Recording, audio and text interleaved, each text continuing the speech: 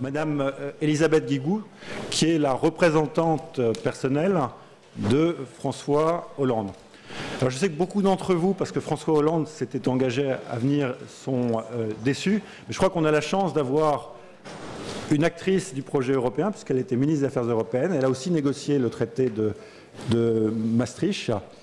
Et je dois lui adresser, de la part des différentes associations, notre souhait de dialoguer avec François Hollande dans les semaines qui viennent.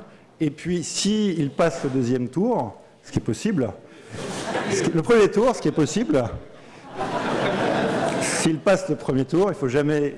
Bon. On l'invitera dans le cadre des États généraux du deuxième tour pour une audition spéciale sur l'Europe. Donc nous comptons sur vous, madame, pour lui transmettre ce message. Juste un mot pour vous rappeler les principes de cette audition.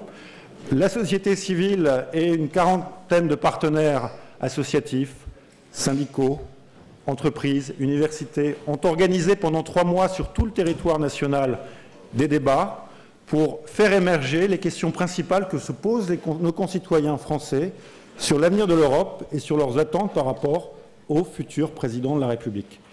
Ce sont, dans un premier temps, madame, ces questions que Jean-Marie Cavada va vous poser. Dans un deuxième temps, il y aura ce qu'on appelle un droit de suite, et c'est Éric Israelevich du Monde qui vous interpellera, avant de conclure avec vos 3 messages, enfin les 3 messages de François Hollande pour l'Europe et ses engagements, ses premiers engagements européens, et vous serez invité à les inscrire dans le livre d'or des États généraux de l'Europe et à les lire. Voilà, nous vous remercions, madame. Nous savons que vous revenez de Pologne. On a eu un long plaidoyer fédéraliste de l'ambassadeur de Pologne, et on sera, je suis certain, ravis d'avoir votre opinion là-dessus. Maintenant, j'appelle Jean-Marie Cavada. Après la paix, après la prospérité, quelle est aujourd'hui, je vais dire une fois pour toutes, et après je ne dirai plus aux yeux du candidat François Hollande, mais à vos yeux en réalité, quel est aujourd'hui le sens du projet européen ? Alors, je voudrais d'abord vous dire bonjour, vous remercier. J'espère que vous ne serez pas trop déçus de ne pas avoir François Hollande. Essayez d'être à la hauteur de vos attentes et, en effet, de tâcher de parler en son nom. Alors, après la paix et la prospérité, quel est le sens du projet européen? D'abord, je trouve que c'est absolument fondamental et nécessaire de poser et de se poser cette question aujourd'hui. Pourquoi? D'abord parce que l'Europe est en crise, que cette crise est une crise profonde, parce que c'est une crise qui a des visages multiples. C'est une crise financière, il y a une accalmie, espérons qu'elle soit durable, mais c'est aussi une crise économique dont on voit tous les effets aujourd'hui, avec la désindustrialisation, le chômage qui explose. C'est aussi une crise sociale dont, à mon avis, la gravité est encore devant nous. Et c'est enfin une crise morale, parce qu'on a l'impression que l'esprit européen se perd. Je lisais dans le journal Le Monde cet après-midi ou hier, je ne sais plus, un sondage qui malheureusement montre que l'Europe perd de son, enfin, pas de son prestige, mais de son intérêt pour les Européens. Et ça, évidemment, c'est extrêmement inquiétant. Et je pense qu'il faut poser cette question justement, non pas pour se complaire dans ce diagnostic évidemment déprimant, hein, mais au contraire parce qu'il ne faut pas se résigner. Et j'ajoute que on a besoin aussi, bien sûr, de pouvoir répondre à cette angoisse qu'ont les Européens. Est-ce que nous, Européens, nous n'allons pas être marginalisés complètement dans le monde tel qu'il se construit par rapport à d'autres grandes puissances? Ce sondage, madame, avec toutes les ambiguïtés qu'il comporte, a été réalisé en collaboration avec les organisateurs de cette manifestation et publié à la demande du journal Le Monde. Précisément, il répond d'une certaine manière, avec toute son ambiguïté, à la température avant de commencer ces réunions. Donc ce qu'il faut, c'est en effet retrouver du sens au projet européen, retrouver un nouveau souffle, et nous croyons que pour retrouver un moteur à l'Europe, un nouveau souffle, il faut pouvoir réorienter la construction européenne. La réorienter comment? Avoir un nouveau projet qui réponde davantage aux aspirations des peuples, et comme ça avait été le cas d'ailleurs au XXe siècle, parce qu'il y a quand même cette fantastique aventure historique qui n'a aucun précédent et aucun équivalent dans l'histoire, où nous avons des peuples qui démocratiquement se sont unis pour pouvoir faire la paix, consolider la prospérité et faire avancer la démocratie. Et ça a été l'Europe du XXe siècle, au point que chaque fois que sur le sol européen, un pays accède à la démocratie, on a vu ça avec l'Espagne, le Portugal, la Grèce, et ensuite avec les pays d'Europe centrale et orientale, il veut entrer dans l'Union européenne. Donc je crois que cet esprit-là, les valeurs de l'Europe, ce projet de civilisation qu'a incarné l'Europe, il faut absolument le retrouver. Et pour le retrouver, il faut aujourd'hui, comme au XXe siècle, que l'Europe sache apporter des réponses à la fois aux peurs des Européens et apporter des réponses à leurs problèmes du quotidien. Et je pense que c'est comme ça, en renouvelant le projet européen, qu'on arrivera à rapprocher l'Europe des citoyens, car le principal problème me paraît être en effet l'écart qui devient un peu un gouffre malheureusement entre l'Europe et les citoyens. Quelle orientation, c'est la deuxième question qui émane des différentes réunions qui ont eu lieu pendant des semaines et des semaines dans ce pays sur ce sujet. Quelle orientation pensez-vous qu'il faille prendre pour sortir de la crise? Et par parenthèse, quel regard portez-vous sur le pacte budgétaire de mars dernier? D'abord, nous pensons, je vous l'ai dit, que cette crise, elle est multiple. Alors, ce pacte budgétaire, d'abord, notre analyse est qu'il n'était pas vraiment utile. Beaucoup de responsables européens expliquent très bien qu'on aurait très bien pu se contenter des traités existants, des règlements de la Commission, en dernier lieu le six-pack qui a été voté par le Parlement européen, que nous avons déjà des règles d'or depuis maintenant plus de 20 ans dans les traités qui ont été constamment améliorées, consolidées par les différents traités européens, et que, très franchement, ajouter un nouveau traité, ça ne se justifiait pas nécessairement. La deuxième chose, c'est que ce pacte budgétaire nous paraît profondément déséquilibré. Pourquoi? Parce qu'il se cantonne justement à des règles budgétaires. Alors il les faut, elles sont indispensables. François Hollande a d'ailleurs pris l'engagement, vous le savez, s'il est élu président de la République, de revenir en dessous des 3% de déficit, qui est le maximum, la règle d'or, une des deux règles d'or en tout cas posées par le traité de Maastricht, et de rétablir l'équilibre des finances publiques à l'horizon 2017. Donc ça, c'est un engagement qui a été pris, qui sera tenu. Il faut des règles, le respect des règles, le respect des disciplines. Je fais remarquer en passant que peut-être que l'Allemagne, qui a voulu ce traité, les dirigeants allemands actuels l'ont jugé nécessaire justement parce que la France, hélas, depuis 2003, ne respecte plus ces règles budgétaires. Elles ont été respectées, ces disciplines, depuis par les gouvernements qui se sont succédés, en particulier par celui auquel j'ai appartenu en dernier lieu, c'est-à-dire de Lionel Jospin. Nous avons même descendu à 2,5%. Nous avons, s'agissant de la dette, nous avons descendu le ratio à 57,5%. Et puis ensuite, ça a explosé. Et ce n'est pas seulement la faute de la crise, parce que la crise s'est produite à partir de 2008, alors qu'on a commencé à déraper en France à partir de 2003, sans jamais corriger. Donc, si vous voulez, ce traité nous paraît profondément déséquilibré, et ce que nous voulons, c'est justement le renégocier pour le compléter avec des mesures indispensables, qui sont des mesures de soutien à la croissance. Parce que si on ne soutient pas la croissance, non seulement on ne résoudra pas les problèmes de chômage des jeunes qui sont absolument effrayants en Europe, mais en plus, on n'a aucune chance de résoudre la crise financière parce que les déficits et la dette ne feront qu'augmenter si on n'a pas de croissance. Vous avez devant vous une personnalité publique qui a une histoire très fournie avec la construction européenne, et je me sens d'autant plus confortable pour vous poser la question suivante.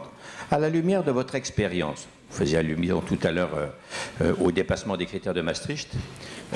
En son temps, l'Allemagne aussi, d'ailleurs, avait débordé, ce qui fait qu'aujourd'hui, on est dans une perspective assez étonnante.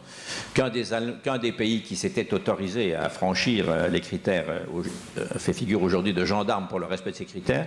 Je ferme ma parenthèse. Avec votre recul, madame, quelle est la construction politique de l'Europe que vous souhaitez pour être plus clair? Quelle organisation des pouvoirs? Quel niveau d'intégration politique? Et puis parlons ouvertement, le fédéralisme est-il un mot qui vous fait peur? En tout cas, dans quelle acception êtes-vous prêt à l'accepter? Moi, le fédéralisme ne me fait pas peur. Simplement, il faut savoir ce qu'on entend par là. Vous savez, il y a une multiple définition du fédéralisme, y compris des gens maintenant qui se disent fédéralistes alors qu'ils l'ont combattu. Donc, récemment convertis, on dit. Je me méfie des mots comme ça. Quel est le vôtre alors, le type de fédéralisme? Ce que je crois, parce que c'est vraiment très important, hein, cette question. C'est d'abord, moi je crois ce que Delors appelle la fédération d'États-nations. Voilà. C'est-à-dire une Europe qui, bien sûr, met en commun à un niveau fédéral, comme on l'a fait pour la monnaie, finalement, hein, des intérêts communs, et qui, en même temps, laisse aux États-nations des responsabilités importantes. J'appelle ça la décentralisation, d'autres disent la subsidiarité. D'ailleurs, nous avons dans le traité de Lisbonne une répartition assez claire, je trouve, c'est un des grands progrès qui a été fait, des compétences respectives de l'Union européenne, compétences propres, des compétences partagées et des compétences des États membres. Donc je crois qu'il faut revenir à ce schéma, une fédération d'États-nations dans lesquelles, ça a l'intérêt ce concept, d'abord de reconnaître qu'il ne faut pas mégoter pour quand on veut mettre, et on a besoin de mettre quelque chose en commun au niveau européen, il faut donner les moyens aux institutions européennes, hein, d'agir. Donc ça, c'est absolument indispensable. Deuxièmement, nous avons besoin que les États-nations membres de l'Union européenne assument leurs responsabilités. C'est-à-dire, pour beaucoup, arrêtent de rejeter sur l'Europe la responsabilité de ce qui ne va pas, pour s'attribuer essentiellement ce qui va bien. Et troisièmement, je pense que cette fédération d'États-nations, elle est capable de nous faire construire, faire renforcer la légitimité démocratique de l'Union européenne, qui me paraît être le principal problème aujourd'hui, en renforçant la double légitimité, qui est celle, évidemment, des États à travers le Conseil et les parlements nationaux, et la légitimité des institutions communautaires à travers le Conseil, bien sûr, mais aussi et surtout la Commission et le Parlement européen. Donc je crois beaucoup à la coopération. Je ne pense pas qu'il faille opposer, je crois que c'est d'ailleurs comme ça que nous avons réussi dans le passé à faire avancer l'Europe. Mais je voudrais dire que ce qui me paraît important, c'est de pouvoir renforcer l'ensemble des institutions communautaires. Ces institutions, elles ont été très affaiblies ces dernières années. D'abord parce que les chefs d'État et de gouvernement ont souvent préféré désigner des personnes qui étaient censées ne pas leur faire de l'ombre. Alors quelquefois ça a été vrai, d'autres fois pas vraiment. Je trouve par exemple que M. Van Rompuy se débrouille très bien. Compte tenu des attributions qui lui sont données, mais ce n'est pas le cas de tout le monde, hélas. Je pense que la Commission s'est affaiblie ces dernières années en n'assumant pas son principal rôle, qui est un rôle de proposition et un rôle de gardienne des traités. Quand la Commission ne propose pas, eh bien, il manque quelque chose, parce que seule la Commission est capable de dégager l'intérêt général européen. J'ajoute qu'il faut renforcer le Parlement européen. Quant au Conseil... De quelle manière, madame, renforcer le Parlement? Ça veut dire quoi, initiative législative? Alors, je pense que le Parlement, heureusement qu'il entretient l'esprit européen. Bon. Et les valeurs européennes. Parce qu'il ne faut jamais oublier que l'Europe, c'est une civilisation, ce sont des valeurs. On a la Charte des droits fondamentaux, c'est le seul ensemble au monde politique où on interdit la peine de mort. C'est le seul ensemble au monde où on a cet ensemble de droits individuels, sociaux, éthiques. Bon. Donc je crois que c'est absolument... Et le Parlement européen est gardien de ça. Il n'y a pas un Parlement au monde qui a fait plus pour l'égalité entre les femmes et les hommes, par exemple. Et ça s'appelle la Charte des droits fondamentaux. Et bien sûr, c'est la Charte des droits fondamentaux. Alors, comment renforcer encore le Parlement européen? Je crois qu'il faudrait étendre le champ du vote à la majorité, la codécision à de nouveaux domaines, hein, ça me paraît indispensable, mais surtout, il faut faire en sorte que le Parlement européen puisse travailler avec la société civile. Par exemple, nous avons dans le traité de Lisbonne 2 droits donnés aux citoyens directs. Un droit de pétition, ça existe depuis longtemps, et donc pétition adressée au Parlement européen, peut-être est-ce qu'on pourrait rendre ça plus visible, et un droit d'initiative citoyenne adressé à la Commission pour demander à la Commission de légiférer.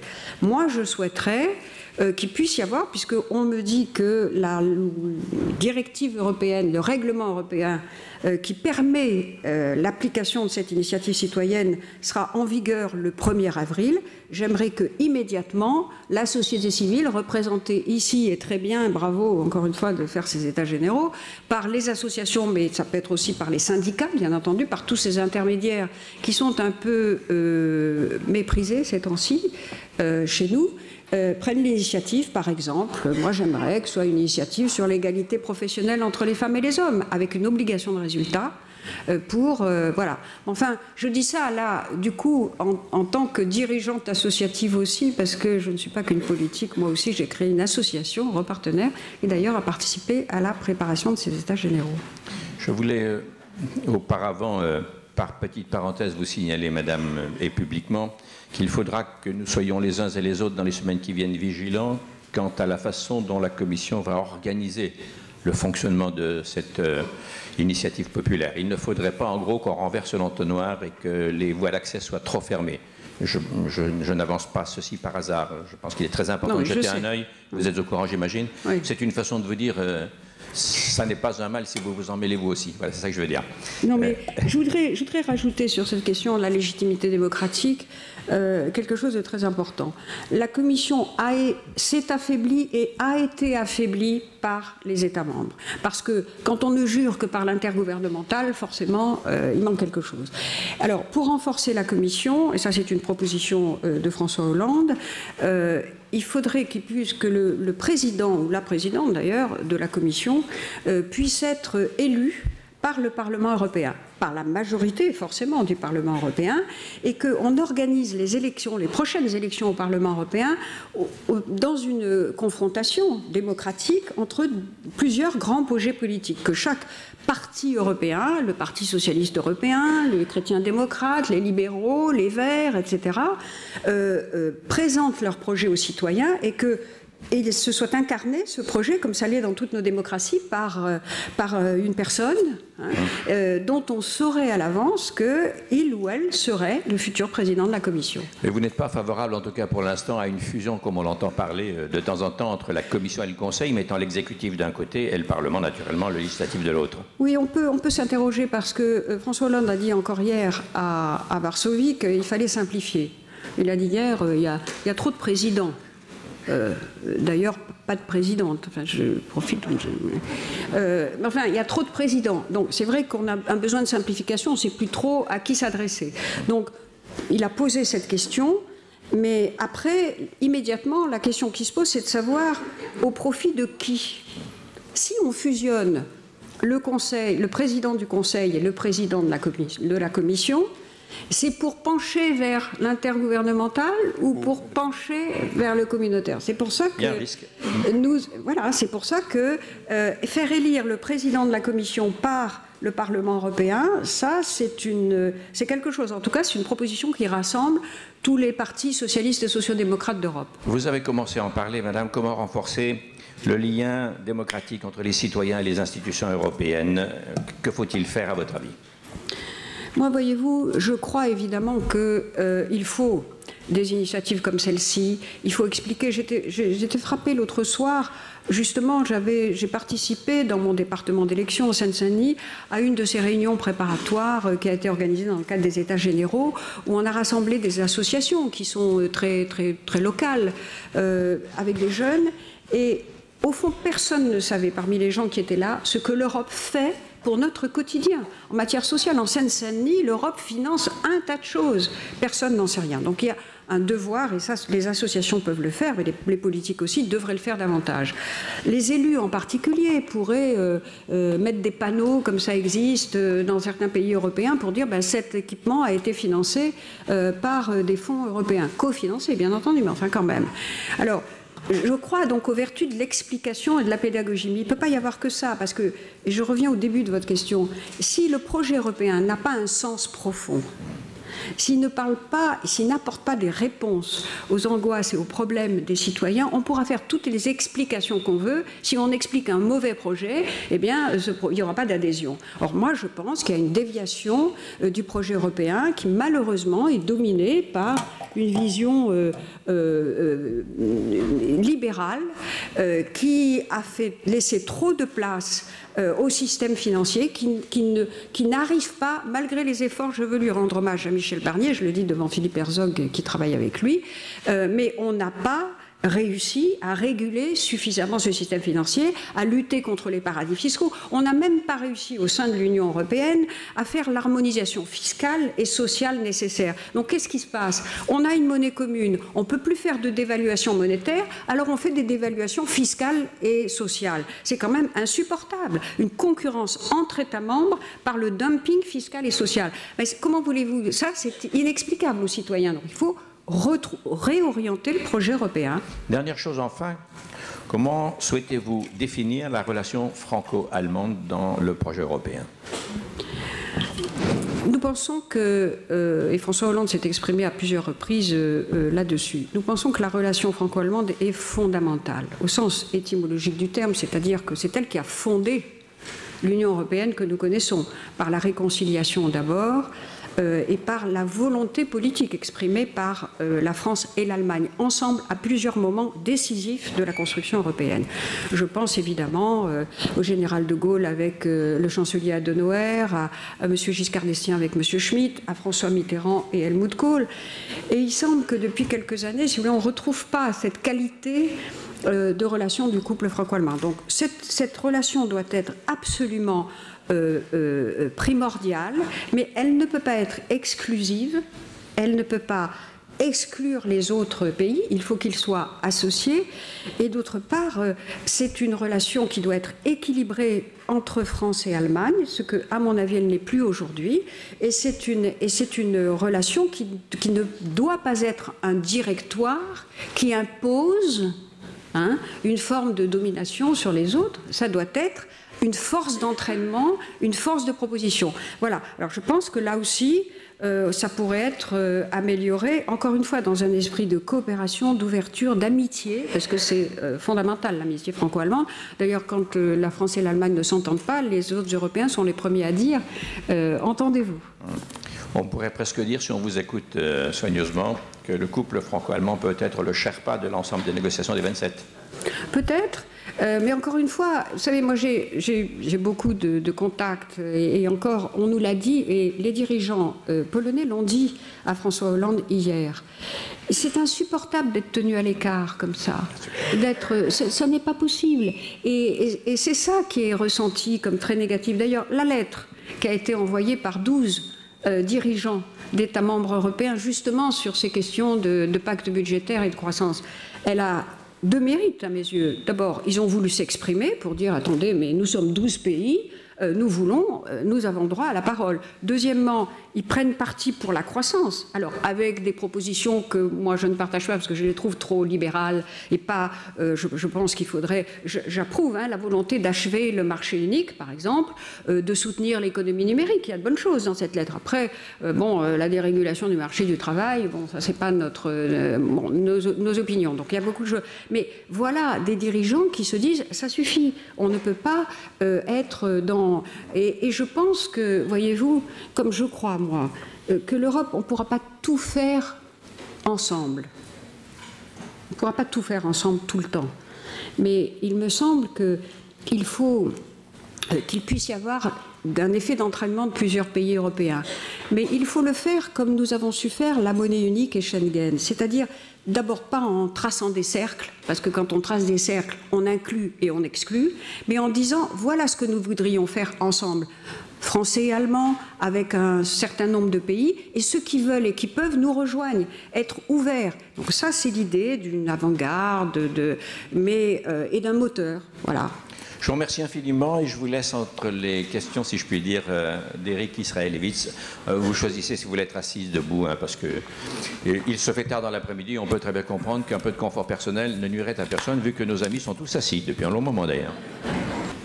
Elisabeth Guigou, d'abord merci d'avoir accepté de venir ce soir plaider l'Europe et l'Europe au nom de François Hollande. Alors ma première question, François Hollande, il n'y a pas de doute, c'est un fils de Jacques Delors, c'est un Européen, il avait voté oui à Maastricht, il avait voté oui à la Constitution, il avait voté oui, en tout cas il avait approuvé le traité de Lisbonne. Il vote non à ce traité, à ce nouveau traité de Bruxelles.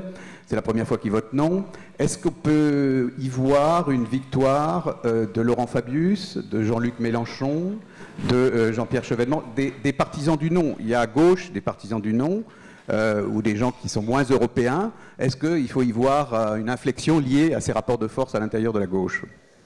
Écoutez, d'abord, François Hollande ne vote pas. Il dit « si je suis élu président de la République », ce qui n'est pas fait, il est très prudent, vous l'avez noté, je proposerai à mes partenaires une renégociation de ce traité pour le compléter. J'ai dit comment. Bon. Vous connaissez ces propositions. J'ajoute que moi qui ai voté oui, mais oui, je sais bien. Oui. J'approuve l'orientation de François Hollande. On ne peut pas s'en sortir si on ne retrouve pas les chemins de la croissance. Alors vous me direz, oui, mais est-ce que vous n'allez pas être isolé? Je ne crois pas. Pour avoir parlé avec beaucoup de dirigeants européens, que ce soit à la Commission ou dans les contacts que je peux avoir, j'ai pu voir que tous les pays européens, d'ailleurs la lettre des 12 le montre, ont intérêt à retrouver la croissance. Pour retrouver la croissance, il faut retrouver des investissements d'intérêt commun financés par des eurobonds, des project bonds, comme on dit, d'intérêt commun, via la BEI ou autre. Donc, si vous voulez, on a besoin de ça et on a besoin de la solidarité. Donc, je crois que le nouveau président de la République, si c'est François Hollande, est tout à fait légitime. Le traité n'est pas ratifié. Hein. J'ajoute que on dit, oui, mais la parole de la France. Écoutez, c'est pas la première fois qu'on renégocierait un traité qui n'est pas ratifié. On l'a fait d'ailleurs pour le traité de Lisbonne. Monsieur Juppé, qui va venir, je crois, l'a fait pour les accords de Blair House il y a quelques années. Hein. Donc, tant qu'un traité n'est pas ratifié, on peut toujours le rediscuter. Après, évidemment, on fait des compromis avec les partenaires. La division autour du vote sur le mécanisme européen de stabilité, est-ce qu'elle ne présage pas de tensions dans les années à venir, si François Hollande est élu, au sein de la gauche? Parce que, si vous voulez, ma première question, c'était un peu se formuler d'une autre manière, c'est finalement, il reste à gauche quand même une division assez forte entre les souverainistes ou certains souverainistes et les fédéralistes, entre guillemets, si l'on veut. Cette division, elle ne risque pas de peser sur le mandat de François Hollande président? Vous savez, ça fait des dizaines d'années que l'Europe divise les partis politiques, tous les partis politiques. Donc je crois qu'il faut assumer. François Hollande est très clair dans son engagement européen. Quand il sera, s'il est élu président de la République, c'est autour de son projet que s'organiseront. Son projet sera appliqué. Je veux dire, il n'y aura pas de négociation ou de tractation. Donc, son projet est très clair. Nous souhaitons qu'il y ait un effort d'investissement européen financé par des project bonds avec une solidarité, avec une mutualisation de la dette européenne, qu'on ait la création d'un véritable fonds monétaire européen à partir du mécanisme européen de stabilité dont les montants doivent être augmentés et qui doit avoir une licence bancaire pour bénéficier de la garantie de la Banque Centrale Européenne. Toutes ces propositions, nous les mettrons sur la table.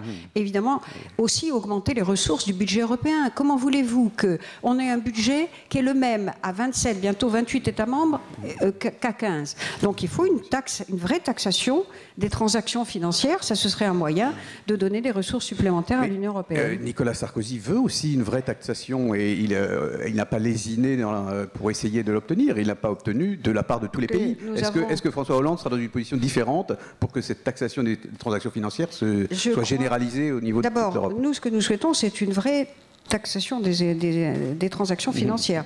0,1%, ça ne nous paraît pas tout à fait suffisant. Nous avons, les partis socialistes européens ont d'autres propositions, vous le savez.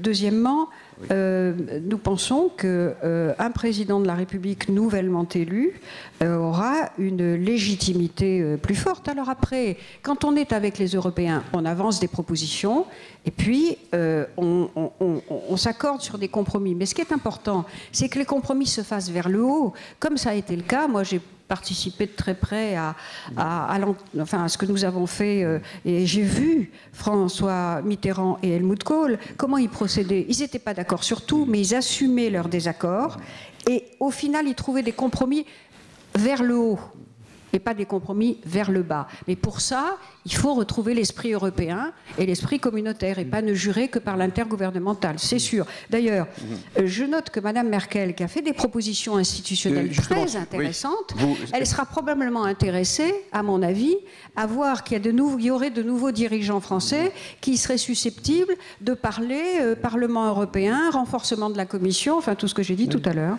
Oui, justement. Alors, vous évoquiez effectivement des propositions d'Angela Merkel en faveur d'une union politique assez précise. Est-ce que François Hollande serait susceptible de dire chiche? Parce que ça va un peu dans le sens, ça va tout à fait dans le sens de ce que vous avez présenté sur le renforcement. Pour une Europe plus politique, il s'est exprimé à plusieurs reprises et encore hier en disant il faut vraiment retrouver la volonté politique européenne. Donc pour une union. Alors après, quelle forme d'union politique? On ne peut pas simplement calquer le système allemand sur l'Europe. Je vous ai dit fédération d'États-nations, donc ça c'est une vieille discussion entre Français et Allemands, d'ailleurs avec d'autres, et je pense que là aussi on peut trouver les moyens d'avancer. Je pense que si nous disons renforçons, c'est d'ailleurs ce que dit Mme Merkel, renforçons les institutions communautaires, chacune dans son rôle, le Parlement, la Commission, ce que vous avez dit, et le Conseil, nous trouverons un terrain d'entente plus facilement que ça n'est le cas aujourd'hui. Donc c'est une ouverture, enfin une réponse à Angela Merkel que vous faites là, que François Hollande pourrait faire. Écoutez, parce que pour l'instant, on verra quels seront quand ils se verront. Justement, est-ce qu'ils vont se voir? Forcément, si François Hollande est élu. Ah oui. Pardon. Comment vous réagissez ou comment François Hollande réagit à ce refus des chefs d'État et de gouvernement européens, les uns après les autres, les exécutifs? Vous allez me dire que François Hollande a vu le président polonais hier, mais il n'a pas vu le Premier ministre qui est dans le système institutionnel polonais le véritable exécutif. Donc Vous l'avez entendu, puisqu'on lui pose constamment la question, donc il a l'occasion de s'exprimer. Donc moi, j'observe qu'il réagit avec humour, sérénité, en disant, écoutez, c'est bien naturel que des dirigeants conservateurs s'entendent entre eux, que d'ailleurs ils montrent une solidarité vis-à-vis de quelqu'un qui paraît être en difficulté, mais pourquoi pas, ils sont dans le même parti. Troisièmement, quand il s'agira de relations d'État à État, de toute façon, les relations seront normales, et d'ailleurs, il a manifesté à nouveau hier qu'il avait le plus grand respect, bien sûr, pour Mme Merkel et pour tous ses autres interlocuteurs. Donc il n'y a pas de raison. Finalement, si vous voulez, nous disons, oui d'accord, bon ben, et alors? Si François Hollande est élu président de la République, de toute façon, il travaillera avec tous ces dirigeants qui préféreraient travailler avec des progressistes. Voilà, qui sont des conservateurs et des libéraux, comme vous l'avez souligné. Il n'y a pas que ça, dont les solutions... Que ce soit Cameron, que ce soit Angela Merkel, que ce soit Rajoy, sont des solutions libérales. Oui, mais donc écoutez, vous pourrez faire des compromis facilement avec eux? Écoutez, je citais tout à l'heure les grands dirigeants français et allemands. Ils n'étaient pas du même bord politique et pourtant ils se sont entendus. En dernier lieu, Kohl et Mitterrand. Donc je pense que François Hollande affirmera ses positions. Je note d'ailleurs qu'il sera pas. Il y a d'autres dirigeants progressistes au sein de l'Union européenne. Ils ne sont pas les plus nombreux, mais enfin, il y a notamment en Belgique, enfin dans d'autres pays. Et je note que tous les dirigeants des partis socialistes ou sociodémocrates que nous rencontrons ont dit, et encore hier, mais c'était le cas de M. Miliband et de ses amis à Londres, nous souhaitons ardemment la victoire de François Hollande parce que enfin nous espérons que ça imprime une dynamique pour qu'on ait un rééquilibrage politique de l'Union européenne. Peut-être sur un autre terrain, l'Europe pour François Hollande c'est à combien? C'est-à-dire est-ce que la Turquie, par exemple, est susceptible de devenir membre de l'Union européenne? Est-ce que d'autres pays, au-delà, devraient rejoindre l'Union européenne? François Hollande est très respectueux des négociations qui ont été ouvertes. Ce qu'il dit, c'est que vraisemblablement, on ne pourra pas tout faire au même rythme ensemble. Donc il l'a redit hier à Varsovie, nous avons besoin d'avoir des forces d'entraînement. Et je crois que là-dessus, il y a d'ailleurs un système de coopération renforcée qui existe dans le traité, qu'on a tendance à oublier, qui est respectueux des institutions européennes, sur lesquelles on pourrait prendre et on devrait prendre des initiatives dans différents domaines.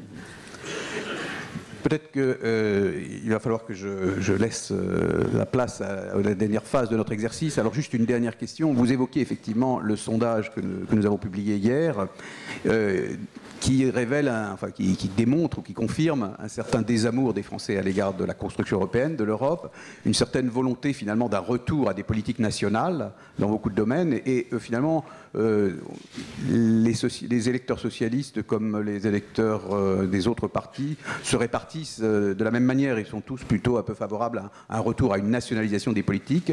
Est-ce que ça n'est pas en contradiction avec le projet que vous venez que François Hollande défend? Non, je ne crois pas. Je crois que si on réoriente politiquement l'Europe apportera des réponses aux problèmes des Européens, le chômage, etc. D'ailleurs, je disais pour commencer qu'un des problèmes du sens du projet européen aujourd'hui, c'est qu'on ne situe pas l'Union européenne dans le monde.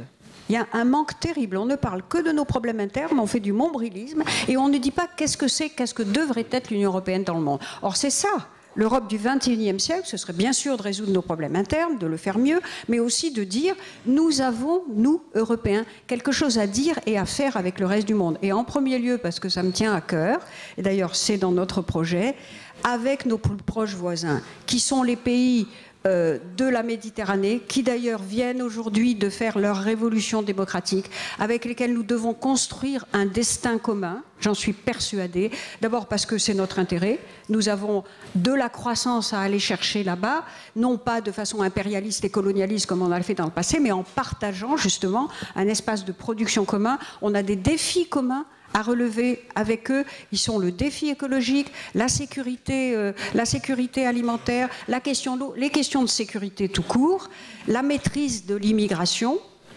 Et je pense que là-dessus, nous avons un grand projet pour le XXIe siècle avec les pays du sud de la Méditerranée pour commencer, en espérant que les révolutions qu'on devrait d'ailleurs davantage soutenir, soutenir ces peuples, mais aussi à plus longue échéance avec l'ensemble de l'Afrique. Et je pense que si nous avons ça, nous parlerons beaucoup mieux, parce que nous parlerons de la place de l'Europe dans le monde, tout simplement.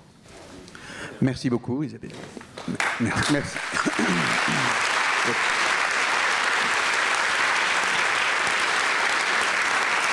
Je vais vous inviter, madame, à rester assise encore quelques minutes et vous poser deux questions. La première, c'est revenir sur une question de la société civile, qui était la dernière, c'est quel avenir pour la relation franco-allemande? Et vous avez dit que le couple franco-allemand devait s'ouvrir. Il y a plusieurs pays, notamment, on a vu l'ambassadeur de Pologne, on le sait de l'Italie, qui aimerait rentrer à parité au cœur du couple franco-allemand. Quelle est la position de François Hollande sur ces pays qui aimeraient intégrer la dynamique, le moteur européen? Il est très favorable, il l'a dit hier à Varsovie, le triangle de Weimar existe, ça a été créé par François Mitterrand, malheureusement on a l'impression que c'est un peu en panne. Donc il faut arriver à retrouver ces formules de coopération qui dépassent la coopération franco-allemande, qui associent d'autres pays, et voilà, donc François Hollande a redit hier à Varsovie qu'il y était très favorable. Donc vous seriez favorable à un couple à 4, franco-alémano-polono-italien et espagnol? Oui, mais voilà, pourquoi? Il ne peut pas y avoir d'exclusive. Moi, je ne raisonne pas comme vous venez de le faire. Je ne dis pas qui doit être. Je ne dis pas qui est dans le cercle et qui n'y est pas. Je dis que voulons-nous faire ensemble? C'est ça qu'on a perdu de vue. Que voulons-nous faire ensemble? Alors, nous sommes d'accord pour avancer sur la défense européenne, qui est la grande oubliée aujourd'hui du projet européen. Eh bien, qui veut venir Voilà ce que nous proposons. Qui veut venir? Tout le monde est le bienvenu. Nous voulons avancer sur la coopération militaire, y compris avec les Britanniques. On a fait de grandes choses dans le passé. Nous voulons avancer sur les questions écologiques, sur la transformation de l'économie carbonée. Qui veut avancer avec nous? Nous voulons créer une communauté européenne de l'énergie. Je pense que ça devrait être un projet central. Centrale, et à terme une communauté euro-méditerranéenne de l'énergie. Qui veut le faire avec nous? Nous voulons avoir un Erasmus qui bénéficie à tous les étudiants de l'Europe. Parce qu'aujourd'hui, c'est 1 million, 2 millions cumulés. C'est rien par rapport aux étudiants européens. Pour ça, il faudrait qu'il y ait des bourses offertes à tous les étudiants. Il faudrait que ce soit rendu obligatoire, à en commencer par les étudiants de master. Donc, et si c'est obligatoire, on sera obligé de financer des bourses pour pas que ce soit réservé à des élèves dont les parents ont les moyens. Donc voilà des projets qui pourraient être et qui sont dans le projet de François Hollande. Je me permets de le souligner en passant. Et si on avait un Erasmus euro-méditerranéen, je vous assure que les étudiants du sud de la Méditerranée et d'Afrique, ils se sentiraient un peu mieux accueillis et on pourrait bénéficier de tout ce qu'ils peuvent nous apporter aussi. Très bien.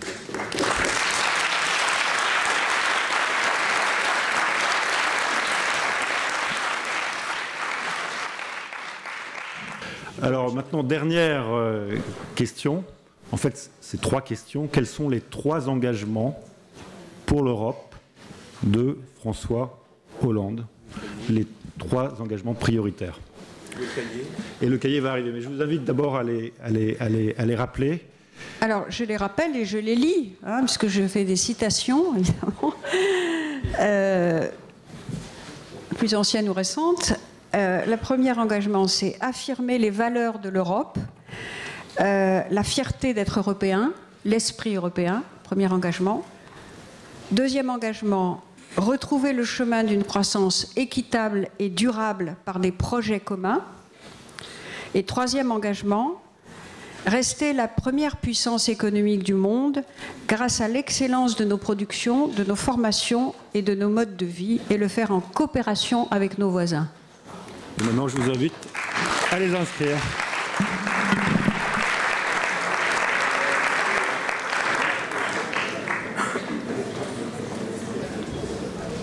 Voilà, Elisabeth Guigou pour François Hollande, je suppose que ça va? Très bien. Donc, Elisabeth Guigou pour François Hollande, 12 mars 2012. Merci infiniment, madame.